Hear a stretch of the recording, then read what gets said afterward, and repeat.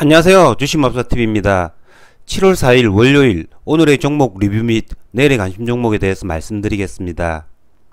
지난 토요일 새벽 마감한 미국장 나스닥이 0.9% 상승 마감했죠.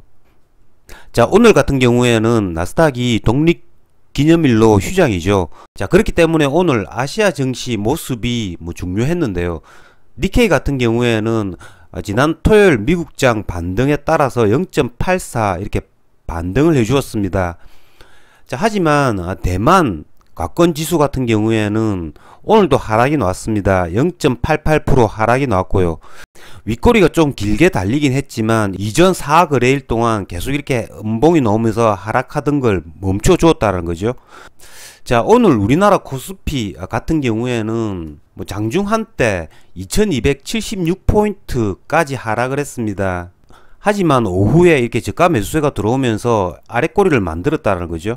지난 금요일날 그리고 오늘 이렇게 2200포인트 선에서는 더 이상 기관 외국인 이렇게 강한 매도세가 나오지 않고 있고요.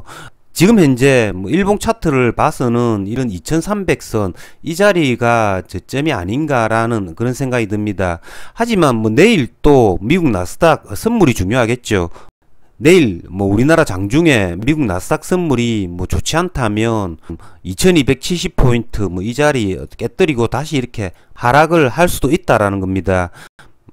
하지만 지금 현재로 봐서는 2200대 이 자리에서는 저가 매수세가 들어오지 않나라는 생각이 듭니다.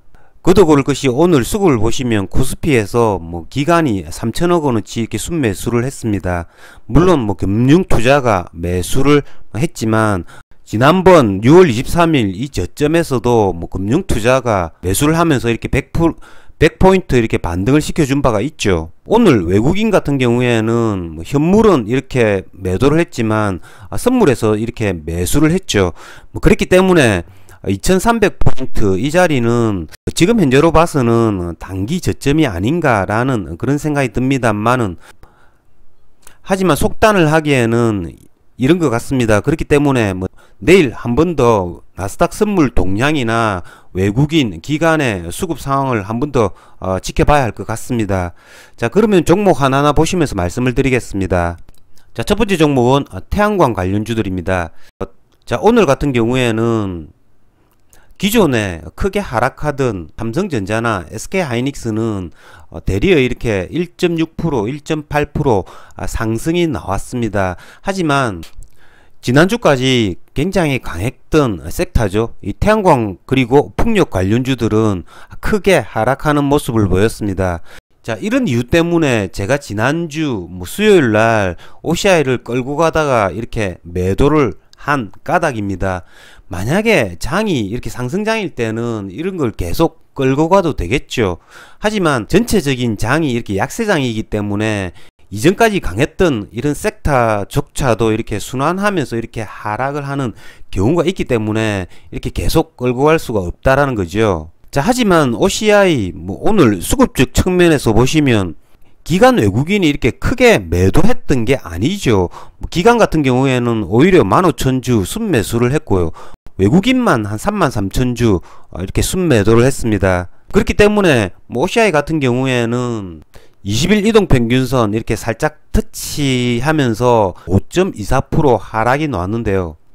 저 같은 경우에는 장중에 OCI 단타로 대응해 가지고 여기서 수익을 낼 수 있었습니다. 제가 이전 영상에서 말씀드린 이런 자리죠. 135,000원 이런 자리에서 수익 한번 실현했고요. 13만 1,500원, 2,000원 이런 자리에서도 한번 이렇게 단타로 대응해서 수익을 낼 수 있었습니다. 자, OCI 같은 경우에는 오늘 첫 번째로 20일 이동평균선을 이렇게 살짝 터치를 했는데요. 이 20일 이동평균선을 한 번 더 이렇게 무너뜨리면 이런 애들은 전저점 부근이죠. 이렇게 125,000원 이런 자리 노려볼 수 있다라는 거죠. 자, 하나솔루션도 마찬가지입니다. 하나솔루션도 전고점 이 자리는 지켜주었죠.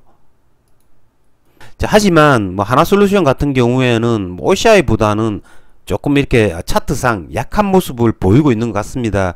굳이 거래를 한다면 하나솔루션보다는 제 개인적으로는 OCI를 거래를 하고 싶습니다. 나머지 태양광 이런 코스닥 테마주들은 뭐 SDN 같은 경우에는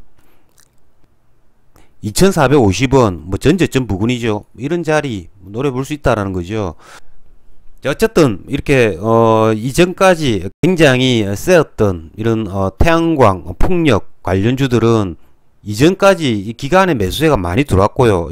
아직까지 기간에 수급이 이탈하지 않았기 때문에 저점에 오면 무조건 우선적으로 한번 매수 노려보겠습니다. 자, 오늘 뭐 조선주도 태양광 관련주들과 이렇게 함께 하락을 했습니다. 조선주의 모습이 태양광 관련주들과 굉장히 뭐 비슷한 차트 만들었고요. 뭐 조선주도 태양광 관련주들과 비슷한 맥락에서 그렇게 거래를 하면 될 것 같습니다. 자, 오늘 저 같은 경우에는 지난 금요일날 종가 오버나잇 했던 LG전자 오늘 아침에 이렇게 한 1% 정도 이렇게 손절매를 했습니다. 그 이유는 오늘 아침에 지수가 올라줘야 되는데 제 생각과 다르게 이렇게 하락을 했고요. 그래서 LG전자를 일단은 한 1% 정도 이렇게 손절매를 하고요. 계속 이렇게 지켜보았습니다. 그러다가 뭐 조금 전에 말씀을 드렸다시피 오늘 오후에 종합주가지수가 아랫꼬리를 만들었기 때문에 충분히 종가 오버나잇을 할 수 있지 않을까라고 생각이 들어서 LG전자를 다시 재매수를 해서 오버나잇 중인데요.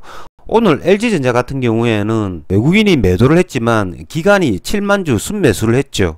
그래서 LG전자를 오버나잇 했는데요.